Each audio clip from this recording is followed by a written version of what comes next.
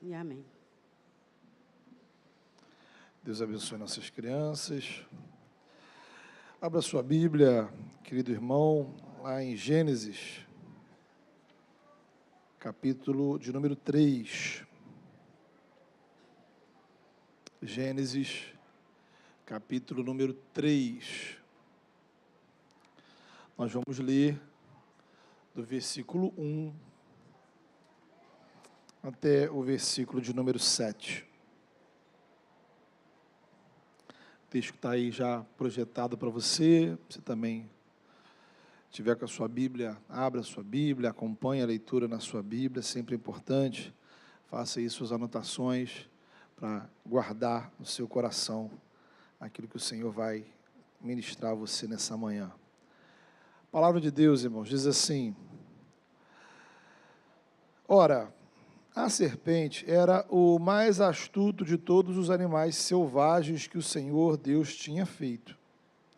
E ela perguntou à mulher: foi isto mesmo que Deus disse? Não comam de nenhum fruto das árvores do jardim?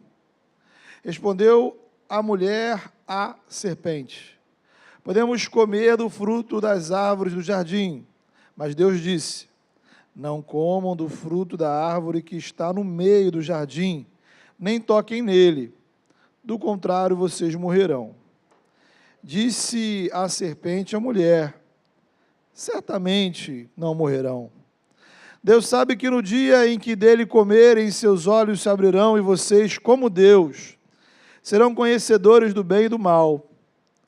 Quando a mulher viu que a árvore parecia agradável ao paladar, era atraente aos olhos, e além disso, desejável, para dela se obter discernimento.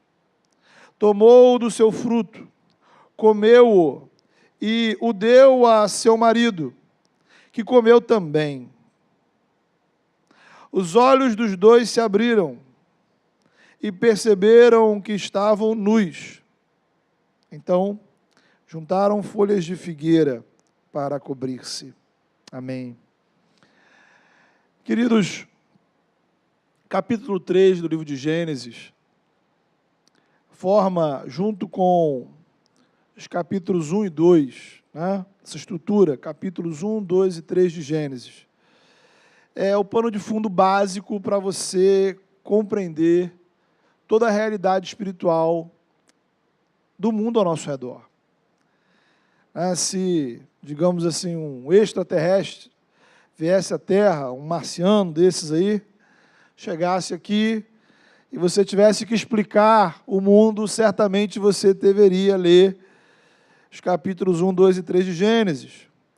Tudo que está na Bíblia, do capítulo 4 de Gênesis até o capítulo 20 do Apocalipse, veja você, acontece no palco que é montado nos capítulos 1, 2 e 3 de Gênesis. Todas as pessoas que já pisaram neste planeta, em todas as épocas, lugares e culturas, viveram uma realidade afetada pelos capítulos 1, 2 e 3. Qualquer lugar que você pisar nesse mundo, você vai estar em um pedaço da criação afetado pelos eventos de Gênesis 3. Interessante observar que só existem 4 capítulos na Bíblia não afetados por Gênesis 3. Os 2 que vêm antes, Gênesis 1 e 2, e Apocalipse, capítulo 21 e 22. Então, Gênesis 3 não é apenas um relato sobre um acontecimento antigo. É a explicação superatual de por que o nosso mundo é como é. Por que as coisas são como são. Por que o ser humano age da forma como nós agimos. É a explicação do motivo de Deus estabelecer uma história de salvação, conforme vemos nos Evangelhos, ou vemos no Evangelho. Vemos aqui os fatores espirituais que estão em ação no nosso mundo. Não conseguimos compreender a espiritualidade cristã sem olhar para Gênesis 3. não conseguimos entender o Evangelho sem olhar para Gênesis 3. Então, esse texto pode ser entendido de duas maneiras. Uma perspectiva histórica e uma perspectiva simbólica. Do ponto de vista histórico, Gênesis 3 nos conta o início do pecado, no início da história humana. Como é que esse mundo bom, como é que esse mundo belo, como é que esse mundo harmonioso, criado por Deus nos capítulos 1 e 2, ficou assim desse jeito, como a gente conhece hoje? A resposta bíblica é por causa do pecado, que passou a influenciar o ser humano e todas as suas relações. Então, o pecado dos primeiros seres humanos, Adão e Eva, trouxe consequência para todos os demais seres humanos. Todos nós já nascemos contaminados com o vírus do pecado. Nossa inclinação natural não é a comunhão com Deus. Então, o pecado está presente e atuante nos seus pensamentos, nos seus sentimentos, nas suas ações, nas suas reações. O pecado está no seu consciente e no seu subconsciente. O ser humano continua racional, mas o nosso processo racional não é puro. A racionalidade humana é pecaminosa. Somos criativos, mas o nosso processo de criatividade traz a influência do pecado. O ser humano tem emoções, sentimentos, mas todos os seus sentidos estão afetados pelo pecado. E às vezes você não se dá conta. Nossas vontades, desejos, nossa sensibilidade. O que nos dá prazer, o que nos dá medo.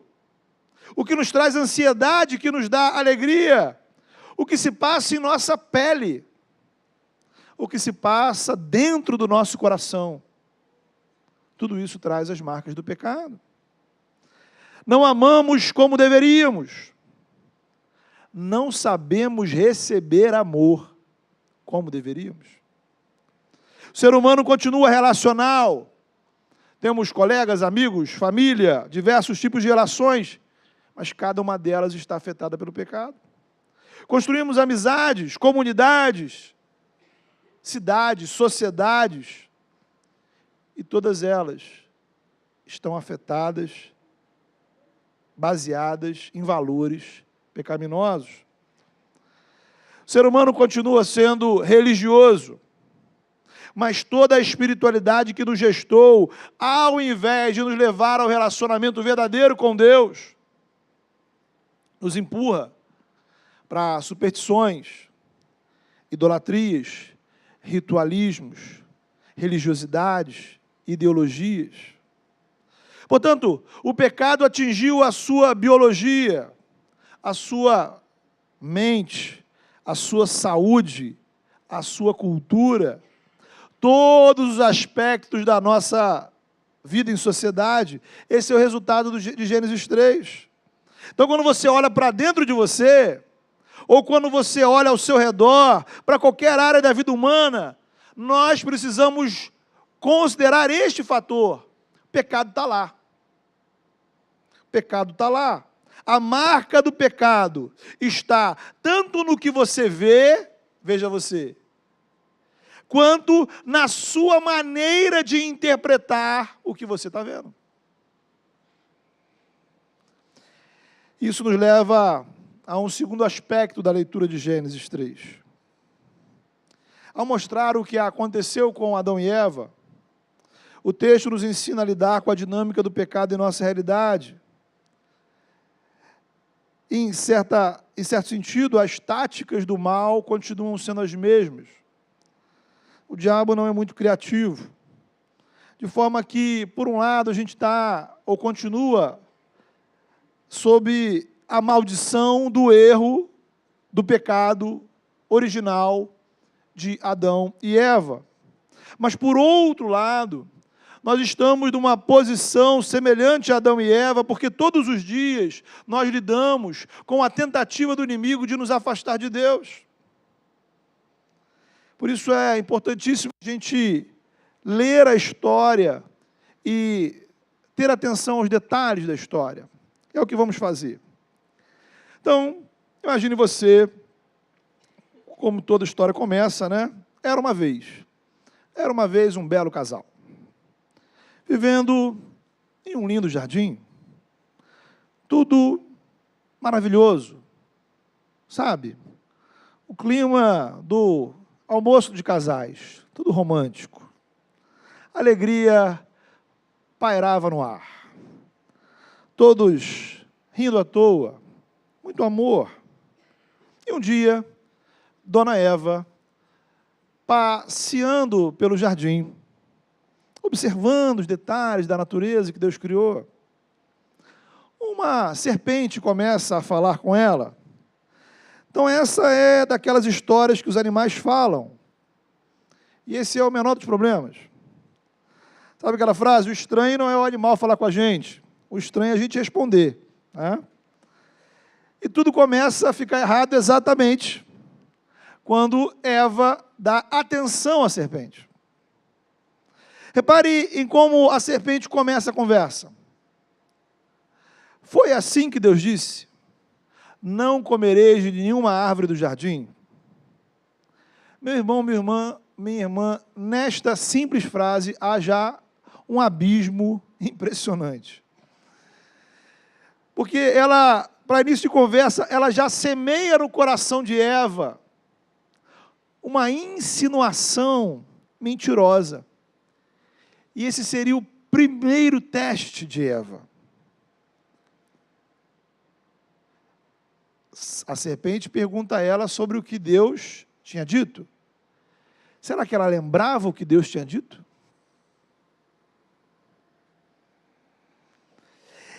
Esse é o primeiro teste espiritual que eu e você somos submetidos. O que realmente Deus disse a esse respeito aí? Sabe aquele problema que você enfrentou essa semana? Sabe aquela questão que você enfrentou na sua casa?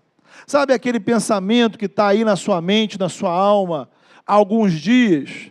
Sabe a questão que você precisa resolver amanhã, durante esta semana? O que Deus disse sobre isso? Qual é a vontade de Deus a respeito dessa situação? Quais são os princípios que encontramos do Evangelho a respeito dessa questão?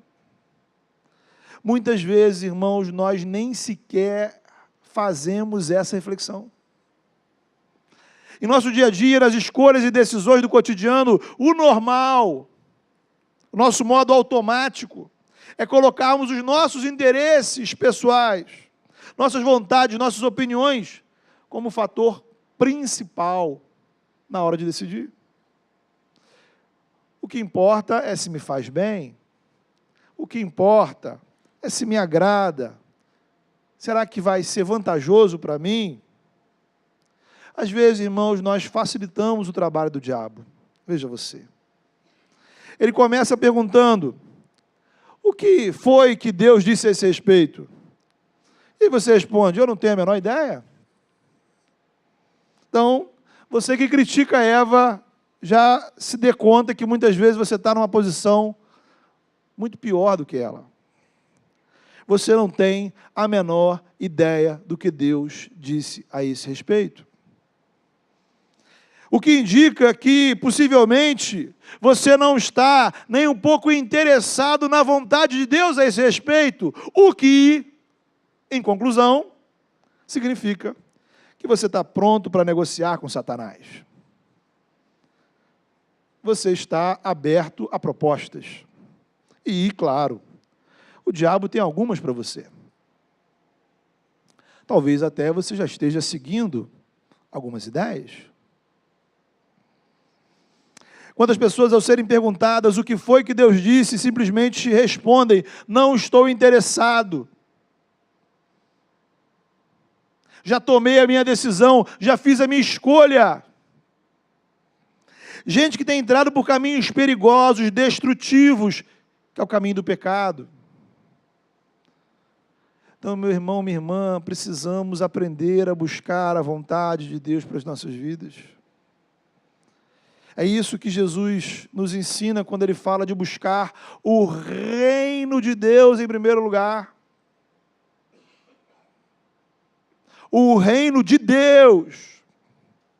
É isso que Ele diz, é isso que significa quando Ele diz que onde estiver o nosso tesouro, aí estará o nosso coração. É isso que significa quando Ele nos ensinou a orar, dizendo: venha o teu reino, faça-se a tua vontade, assim na terra como no céu.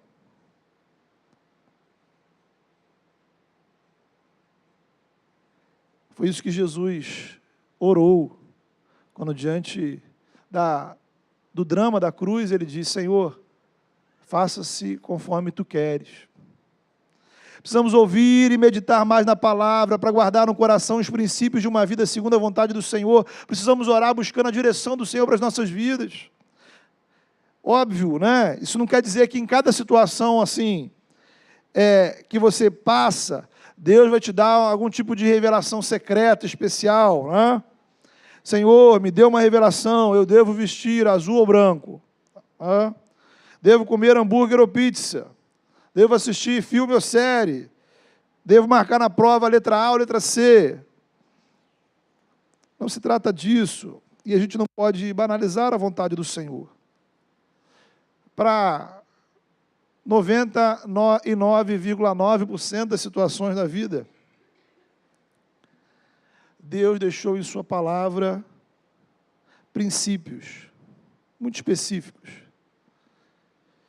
que você precisa conhecer, que você precisa refletir e que te levam e que te dão condições a tomar a decisão certa. Então, eu preciso assim aumentar o nosso nível de exposição à palavra. Ler mais, ouvir mais, meditar mais, conversar mais a respeito da Escritura. Para, no caso concreto, eu saber discernir qual é a vontade do Senhor e saber diferenciar as mentiras de Satanás das verdades do Evangelho. E se eu tiver dúvidas, né? Então diz que tem 99,9%. Tem um 0,1% aí. Você está com alguma dúvida, você não sabe o que fazer. Nós podemos orar, nós podemos buscar o Senhor, nós podemos conversar com outros irmãos para termos a direção do Senhor sobre aquele caso, sobre aquela situação. Veja que o paralelo bíblico da história de Adão e Eva é a tentação de Jesus. Você vai olhar lá nos evangelhos. O inimigo foi ao encontro de Jesus com algumas ideias, algumas propostas. Nas duas primeiras, ele puxa o assunto com perguntas. Jesus, se és filho de Deus, transforme estas pedras em pães. Jesus, se és filho de Deus, pula aí do alto do templo e ordena aos anjos que te sustentem. Ora, irmãos, é óbvio que Jesus é filho de Deus. Porém, o diabo usou uma verdade bíblica para induzir Jesus ao pecado, para tirar Jesus do caminho da vontade de Deus. Então o diabo semeia no coração de Jesus, ou tenta semear, a ideia de que a identidade dele como filho seria definida pela satisfação das suas vontades. Jesus estava com fome. Então, você não é filho de Deus, resolve o seu problema, transforma as pedras em pães. A identidade de Jesus, segundo a ideia do diabo, era ser definida por demonstrações de poder, buscando um grande espetáculo público, né? Pular do alto, anjos virem segurá-lo. Na segunda tentação, inclusive, o diabo vai usar a palavra. E vai dizer lá, olha, está lá na Bíblia isso aí, ó, que você vai dar ordem aos anjos a teu respeito. Como é que Jesus lidou com a tentação? 3 vezes Jesus respondeu da seguinte forma: está escrito, está escrito, está escrito. Jesus não ficou trocando ideia com o diabo. Jesus não gastou tempo entrevistando o demônio. Jesus não inventou uma frase de efeito para causar impressão. Jesus apenas citou o que estava na Escritura. Citou o que estava na palavra de Deus.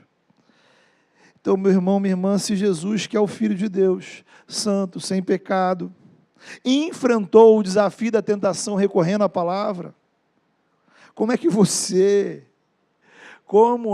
eu e você enfrentaremos os desafios dessa vida sem recorrer à palavra? É por isso que a gente vê tantos cristãos caindo por aí. São frequentadores de igreja, consumidores de igreja, sem qualquer tipo de profundidade espiritual. Então é um exercício de humildade, sabe? Pensa sobre isso, veja esta questão sob esse ângulo. É um exercício de humildade, quando você, diante de uma questão, você diz: Deus sabe mais do que eu. A palavra de Deus tem a direção e, ao invés de simplesmente fazer a primeira ideia que vem à minha cabeça, eu vou buscar a palavra. Eu vou caminhar em obediência, mas a nossa arrogância nos impede de nos voltar para a palavra de Deus. Então voltemos à nossa amiga Eva. Serpente, uma manifestação de Satanás, pergunta a ela: é assim que Deus disse? Não comam de nenhuma árvore do jardim? Eva respondeu: podemos comer dos frutos das árvores, mas do fruto que está no meio do jardim não podemos nem comer nem tocar, porque senão morreremos. Então perceba que Eva, coitada, já estava aqui meio confusa, né? Então, Deus não falou nada, se você ler atento, né? Fazer uma leitura atenta do texto, que é isso que nós devemos fazer. Deus não falou nada sobre tocar a árvore, falou sobre não comer do fruto da árvore. Então ela já acrescenta algo à palavra de Deus. E aí entra o ataque direto da serpente. É mentira do Criador. O Criador sabe que no dia que vocês comerem, seus olhos vão abrir, vocês serão como Ele, conhecedores do bem e do mal. Então, vamos refletir um pouco sobre essa situação. Veja, além de semear dúvidas em nosso coração, além de trabalhar com a mentira, a estratégia do inimigo na tentação é nos chamar a atenção para aquilo que não temos. Sabe, é impressionante como somos seduzidos por aquilo que não temos. Veja, eles tinham o jardim inteiro à disposição. Eles tinham a presença de Deus à disposição. Eles tinham o mundo inteiro, cheio de beleza, graça, com o potencial de uma vida plena de felicidade. Uma vida inteira pela frente, com inúmeras possibilidades. Eles só não podiam uma coisa. Havia apenas um limite. Mas aí entra a dinâmica da tentação. O inimigo planta em nosso coração, ou semeia em nosso coração, o desejo por aquilo que você não tem. É até que eu tenho muitas coisas, né? Mas eu queria ter aquilo também. É a conclusão que Eva vai chegar no versículo 6. Eu preciso desse fruto. Ele é agradável ao paladar. Ele é agradável aos olhos. ele é útil. Então, ele é bom, ele é agradável, ele é útil, eu preciso dele. E aí começa a nascer no coração o desejo de ter o que não temos. E vai crescendo junto a insatisfação com o que possuímos. Então, são sentimentos que vão sendo paralelos. Cresce o seu desejo por aquilo que você não tem, cresce a sua insatisfação com o que você tem, e a insatisfação te leva à reclamação. E aí você já está a um passo da rebelião contra Deus, porque começamos a questionar o Senhor. Por que Deus não me deu acesso a tudo? Por que Ele não me deu acesso ilimitado? E aí começa uma mistura de sentimentos estranhos dentro do nosso coração. E você começa a pensar, poxa, mas se eu não tiver isso, eu vou ser uma pessoa incompleta. Eu preciso disso para ser feliz. Eu nunca vou ser feliz se eu não souber o gosto desse fruto. Eu nunca vou ser feliz se eu não tiver experiência de comê-lo. Eu preciso dele. E aí você começa a conjecturar possibilidades de satisfazer seu desejo. Então veja, irmãos, além de, como nós já dissemos, a história de Adão e Eva ser uma história que é um fato que aconteceu lá no passado e que afeta o universo até hoje, nos revela o padrão do pecado, o padrão que está em operação hoje, na minha vida, na sua casa, no seu trabalho, na sua faculdade, na sua cabeça, no seu dia a dia, no que você viveu hoje, no que você viveu ontem e no que você vai viver amanhã. A dinâmica é a mesma. No lugar da gratidão por aquilo que recebemos, vai nascer a insatisfação pelo que não temos. E aí, ao invés de usufruir com prazer o que temos, a nossa mente passa a ser dominada pela angústia, ansiedade do que não temos. Quando deveríamos nos ocupar em servir ao Senhor com o que temos, gastamos o nosso tempo, a nossa energia, reclamando do que não temos e maquinando como ter o que não temos. Então eu diria que na essência do pecado está o desejo de ter o que não se tem e a insatisfação com o que eu recebi. Enquanto criaturas, ora, somos criação de Deus, criaturas, sempre haverá algo que não temos. Somos criaturas. E isso nos incomoda. Veja, querido, que há nisso, né? É nisso que a gente consegue entender a própria rebelião de Satanás. Né?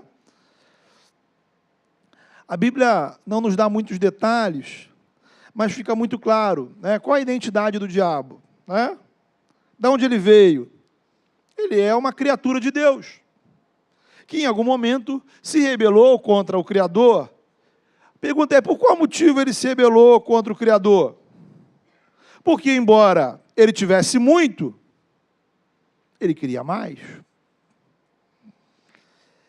Ele não aceitou aquilo que Deus lhe deu. O que ele tinha não era suficiente. E aí começa a crescer no seu coração o desejo de ter o que Deus não deu.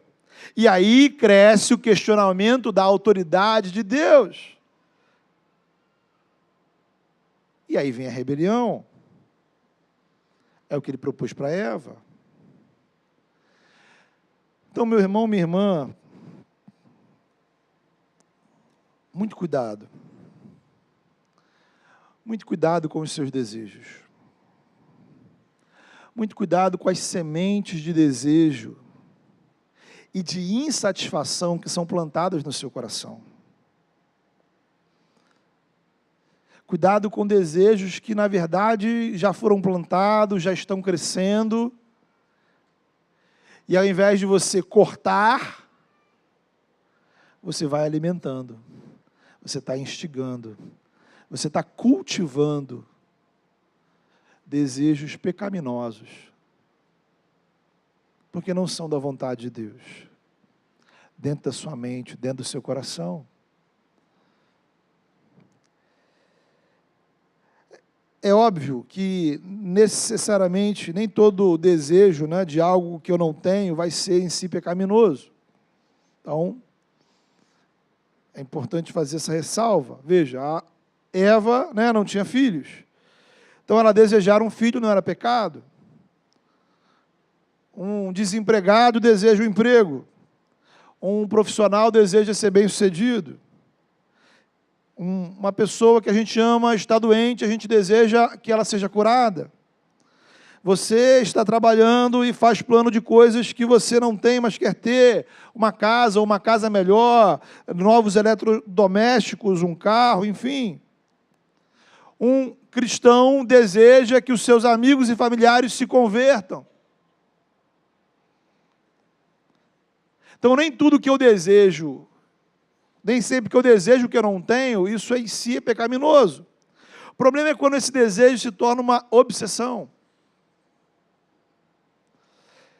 Veja que até mesmo um desejo supostamente espiritual pode ser uma obsessão, pode se tornar uma obsessão.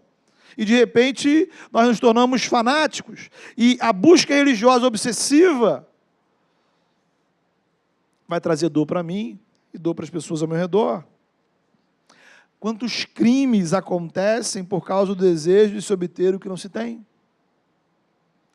Quantas famílias são destruídas por desejos mal orientados, acompanhados de uma profunda insatisfação com o que se tem?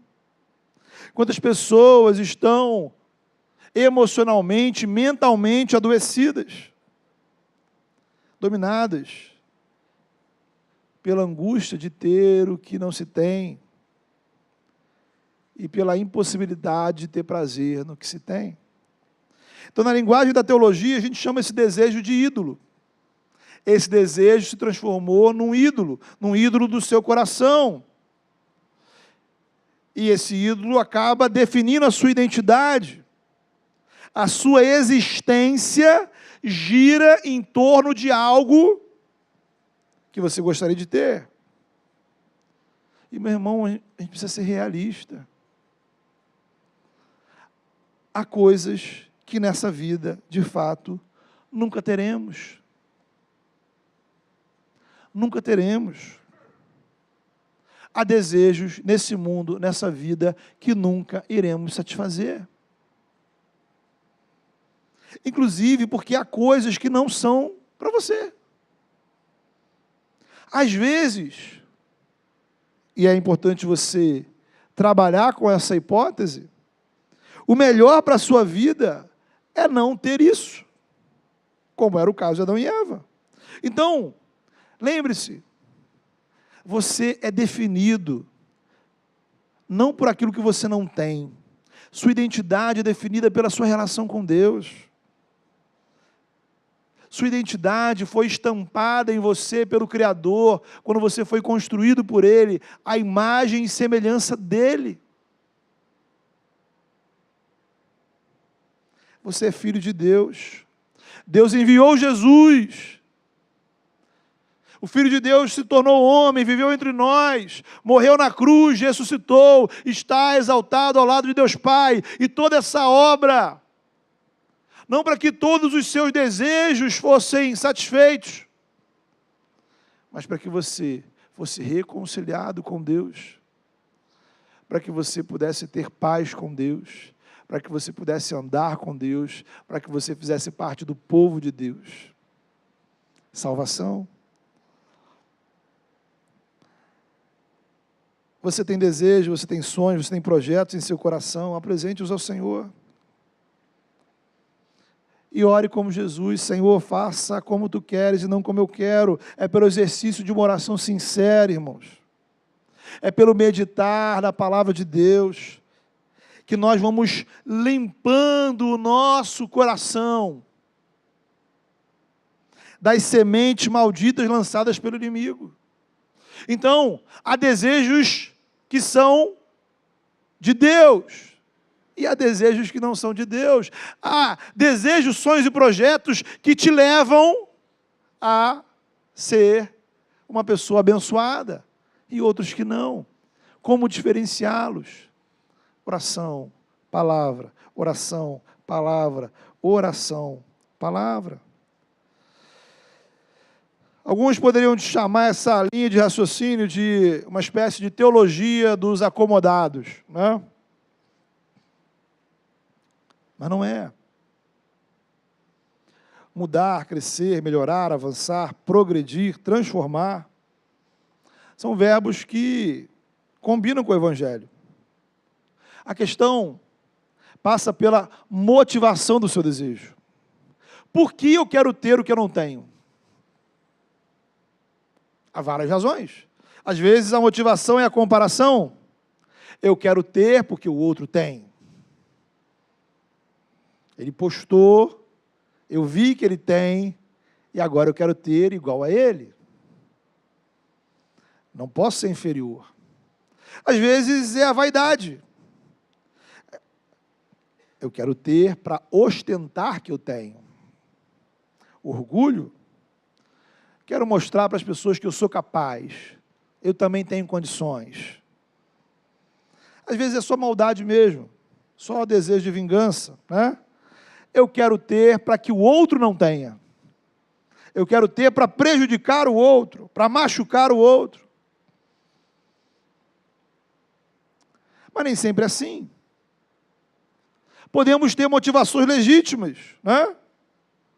Um dia, esta igreja não existia.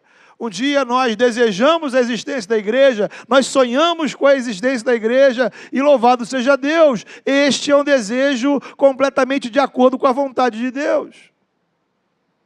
Então, seu desejo é encontrar uma pessoa para namorar, casar, formar uma família, não há pecado nisso. Há pessoas que desejam ter uma condição financeira melhor para poder mais investir recursos no reino de Deus. Talvez você duvide disso, mas eu conheço pessoas que tiveram essa motivação, que alcançaram o seu resultado e colocaram isso em prática. Há pessoas que desejam estar numa posição profissional diferenciada para influenciar positivamente uma determinada área da sociedade. Há desejos que estão vinculados a você atender uma necessidade legítima, né? Você precisa de uma roupa nova, porque as velhas estão rasgadas. Você precisa de um telefone novo, porque o velho quebrou, né? Ou você precisa de um computador melhor, ou de um telefone melhor, de um carro melhor, de um escritório melhor, porque são atividades para melhor cumprir o seu trabalho. Então, o exercício que precisamos fazer é avaliar o nosso coração, sondar o nosso coração. Quais são nossas reais motivações? O salmista nos ensina, inclusive, a fazer essa oração: Senhor, sonda-me. Vê se há em mim algum caminho mau. Porque no outro salmo a gente vai ter a resposta do porquê fazer essa oração. Porque o salmista pergunta: quem há que possa discernir as próprias faltas? Às vezes a gente não consegue discernir e entender as motivações que estão operando dentro da nossa alma. E o lugar que a gente resolve isso é onde? Oração, palavra. Oração, palavra. Queremos construir aqui uma cozinha legal na igreja. Não é porque a gente está disputando o campeonato nacional de cozinhas de igreja. Não sei se tem. Mas porque precisamos servir melhor as atividades da igreja, os interesses do reino. Então a gente precisa sondar o nosso coração, as nossas motivações. Talvez você ache difícil, mas esse é o caminho da maturidade espiritual. Ir além dos pecadinhos óbvios, irmãos. Ir além dos pecadinhos óbvios. Cavar mais fundo no seu interior. E aí, para a gente terminar, chama a sua atenção para um outro aspecto essencial do pecado, que está aqui nessa proposta da serpente. Primeiro foi chamar a atenção para aquilo que não temos. O segundo é a oferta de autonomia, de independência. Se comer do fruto que Deus disse para não comer, isso vai te tornar igual a Deus. Seus olhos vão ser abertos. Você vai ser conhecedor do bem e do mal, o que na prática significa: você não precisa mais de Deus dizendo o que você precisa fazer. Agora você é livre para estabelecer o certo e errado. Observe com atenção: a serpente não ofereceu o poder de Deus. Ela ofereceu o conhecimento. Supostamente uma autonomia de decisão. A conclusão de Eva foi essa: a árvore é desejável para obter conhecimento. Então, irmãos, essa é a mentira que o diabo continua contando por aí.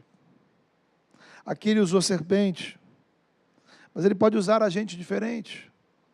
Ele pode usar o seu amigo, namorada, marido, chefe, seu professor, seu colega de trabalho, seu vizinho. Às vezes vai ser na mídia, na cultura, na política, na ciência, às vezes vai ser o filme que você vai ver, uma postagem nas redes sociais, ou às vezes vai ser só o seu pensamento. Você não precisa se submeter à vontade de Deus. Você não precisa de obediência espiritual para viver. Você, agora de orar antes de tomar uma decisão, quem faz isso, né? Você não precisa se conformar a esse padrão ultrapassado que a igreja quer impor. Você não precisa abrir mão do que quer fazer, só porque a religião diz que é pecado. Você é capaz de decidir sozinho. Ninguém sabe de fato o que você está sentindo. Ninguém sabe das suas necessidades. Chega de colocar os interesses dos outros acima dos seus. Coloque-se em primeiro lugar. Você merece realizar os seus sonhos. Mentiras que Satanás contou para Eva, mentiras que Satanás conta para mim todo dia, que conta para você todo dia. Mentiras que nos levam para longe de Deus. Eva acreditou. Compartilhou com seu marido, ambos sofreram a maldição da desobediência. Deus os expulsou do jardim do Éden. Impediu ao homem o acesso à árvore da vida. Cuidado com o desejo. O cuidado com a justificativa que você usa para fazer o que você quer. Para agir da forma que você quer. Mas onde abundou o pecado, superabundou a graça de Deus. Deus expulsou o homem do jardim, mas ele não destruiu o jardim. Nem destruiu o homem. O ser humano continuou vivendo, usufruindo de benefícios que Deus criou, mas agora com limitações, e ele prometeu que um dia o descendente da mulher viria para destruir a serpente. É o que está aí no versículo 15. E um dia esse descendente veio, o nome dele, Jesus de Nazaré, que tomou sobre ele a nossa maldição, para nos proporcionar uma segunda chance de vida. A vida no reino de Deus. A vida onde a vontade de Deus é prioridade. Jesus é a nossa árvore da vida. Aquele que nele crê já saiu da morte para a vida. O acesso ao jardim, a árvore da vida, foi fechado. Mas Deus enviou a árvore da vida ao nosso encontro. Aqueles que aqui vivem a vida do reino, reconhecendo Jesus como seu Rei e Senhor, de acordo com Apocalipse 22, contemplarão o jardim restaurado. E um dia, novamente, você verá a árvore da vida. E você terá acesso pleno e ilimitado a ela. Quem vive aqui com o Senhor, viverá lá também. Feche seus olhos, vamos orar. Coloque diante do Senhor nessa hora pensamentos, sonhos, desejos, planos que você tem no seu coração. Peça ao Senhor, Senhor, me dá discernimento para compreender as motivações que estão operando no meu coração. Purifica o meu coração das motivações erradas. Retira do meu coração os desejos que não são compatíveis com a tua vontade. Peça ao Senhor graça, libertação, para que sejam arrancados do seu coração sementes que foram semeadas pelo inimigo, vontades, desejos, que nada tem a ver com a vontade de Deus, e que só te trazem angústia.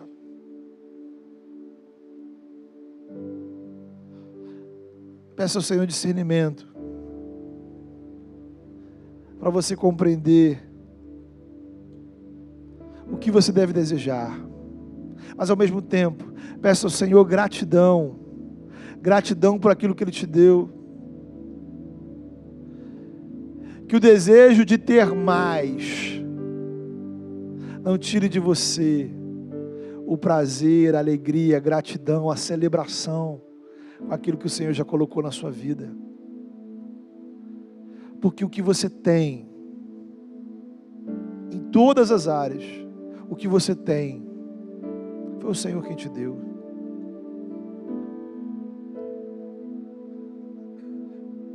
Faça esse exame e diga para você mesmo: o corpo que eu tenho, a família que eu tenho,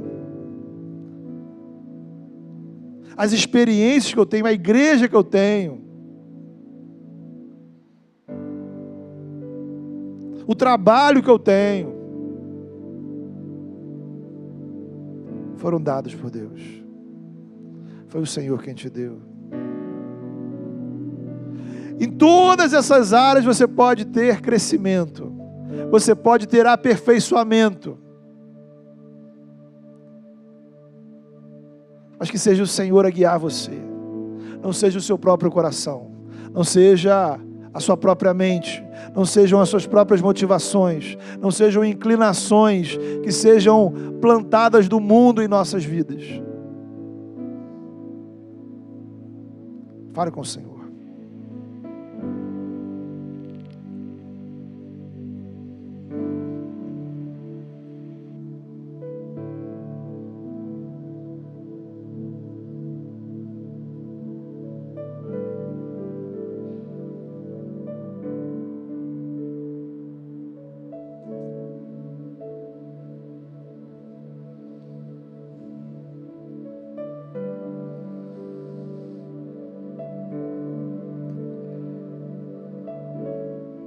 Sonda-nos, ó Deus, sonda o nosso coração,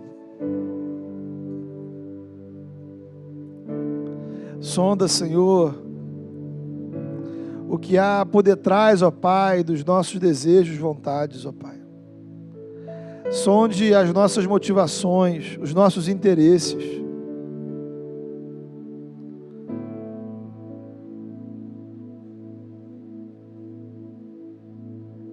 Senhor, em nome de Jesus,